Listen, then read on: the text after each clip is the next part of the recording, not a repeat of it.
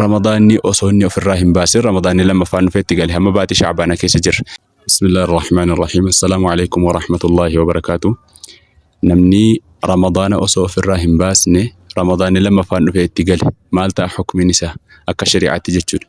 فكينيا فدو مسافر ما بهجنات كيس تركته ركو مسافر ما تفها فطرو فدو مو ركومني أدات الفجنان ركوب سنة بجتشا فطرو يوربادسي ulfataatee deessee jennaan sababii da'umsaatiif ramadaana gargar kutuus ta'e dhibdeen immoo yookaan dhibdee osoo hin taane aadaan dubartiidhaa haydii kan jedhamu itti dhufuudhaanis gargar kutuu ta'uu danda'a yookaan ilmoo hoosisuu hamliidhaaf sababaa mucaarratti sodaataniif wanna akkasii hedduutu jira.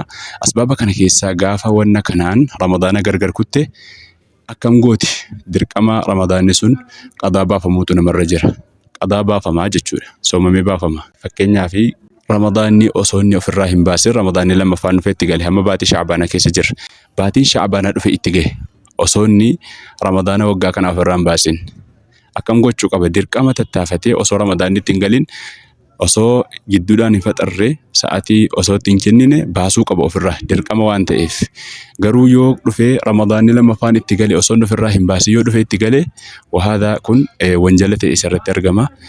Maaliifi osoo isaaf mijatu yoo dhiise jechuudha.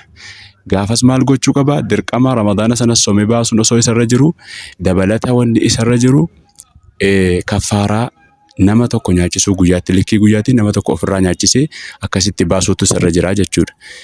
Kaan immoo akkuma kanaa warri fakkeenyaaf musaafirummaa bahanii musaafirummaa dheeraa uzurii ta'uuf ammas dhukkubaa fi rakkoo dhibdee dahumsaatii fi dhibdee ammasii dubartii haydiitii fi dhiiga aadaatti dhufe jechuudha. Jara akkasii maali? Seetanii qadaa duwwaa baasu jechuudha.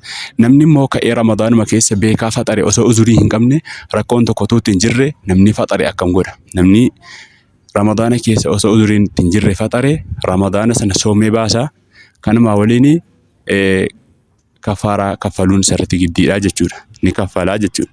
Nyaata guyyaatti fakkeenyaaf guyyaa tokkorraa nyaata giraama 750 waan akkasii ta'u kaffaluun isarra jira jechuudha. Akkasitti hukumni shari'aa jira obboleewwan keenya. Kanaaf ramadaana waggaa kanaa osoo isinirra jiru ramadaana lammaffaa hin eeggatina. Warri ofirraa qabdanu kaffalaa baasaa jechuudha. Soomaa ofirraa baasaa warri uzuriin keessan akkas ta'e jechuudha. Ramadaanni sababii ofirratti sodaachuutiif ni faxarama akka dhukkubaa akka musaafirummaa sababii ilmoo irratti sodaachuutiifis ilmoo hoosisaa fakkeenyaaf aannan ilmootti yoo bahuu dide ilmootti na jalaa miidhamti jechuu yoo sodaate inni faxaruu ni danda'a. Garuu akka kamitti baasaas keessatti khilaafa addaa jira. Gariin akka shaafi'iyyoota maal jedhanii ramadaana sana kaffaaraa baasuu qabaa jedhan soomee baasuudhuma waliin kaffalee likkii guyyaa sanaatiin nam tokko nyaachisee irratti baasuu qaba jedhanii gariin ulamaadhaa immoo lakkii soomeetuma baasuu duwwaadha jedhanii. Kanaaf ala hayyaaliin mas'alaan khilaafiyyaadha. Soomanii baasuun dirqamaa jechuudha. Obboleewwan keenya kana walii dabarsinaa. Assalaamu alaikum wa rahmatullahi wa barakaatu. Waan hafe kommentiidhaan barreessaa irra isiniif deebinaa isinii jedha. Assalaamu alaikum wa rahmatullah.